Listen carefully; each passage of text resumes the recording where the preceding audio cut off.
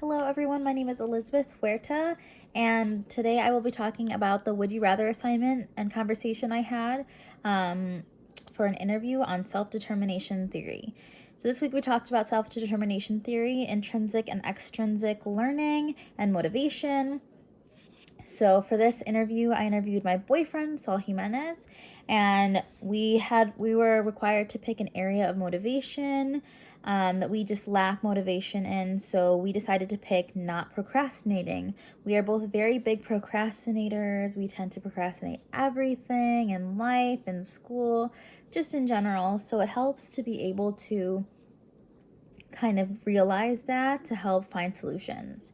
So our solutions that we wrote down were to write down an earlier deadline than the actual deadline to make sure that we get the assignments done earlier. By doing this, it can help us get the assignments done early, but also to make sure that we have time to check for errors, that we have time to do everything else. So even if we procrastinate that deadline, it's not technically procrastinating because we still have a few extra days.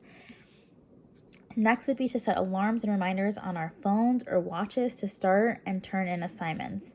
So this can be tied into the last solution as well.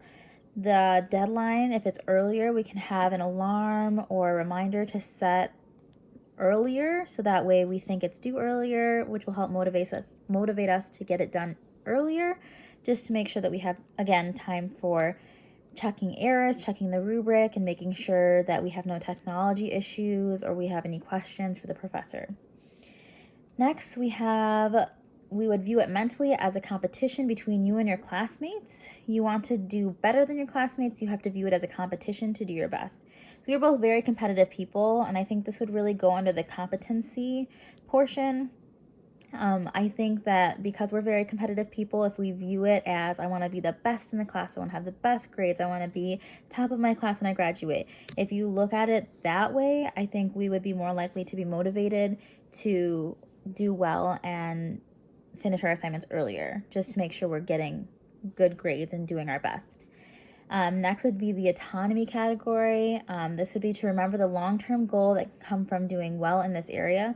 For example, when schoolwork gets tough to focus, just remember that you need to do well to pass the assignment. You need to pass the assignment to pass the class, and you need to pass the class to get your degree and graduate. So again, this is thinking of the long-term goals of getting good grades, graduating. What do you want to do in a future career? Will failing this class, if you don't do well in the assignment, you don't do well in the class, will that affect your graduation and your career? By being on time to classes and with assignments, we are more likely to be able to build a stronger relationship with our teachers and group members. This differs if you were to turn everything in late. Your teachers would consistently get annoyed with you, and your group members would no longer want to work with you.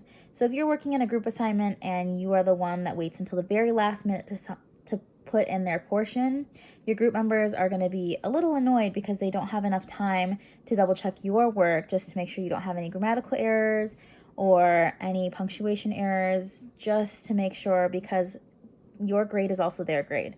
So when you are procrastinating yourself, you're also procrastinating them, and that can get really annoying. Along with this, if you're consistently turning in all of your assignments late or uncompleted, you're really going to anger your teachers, and it's not going to build good relationships with your teachers. So this one I think would fall under the relatedness category. Thank you for listening to my summary of my conversation on the Would You Rather talk with my boyfriend. Thank you.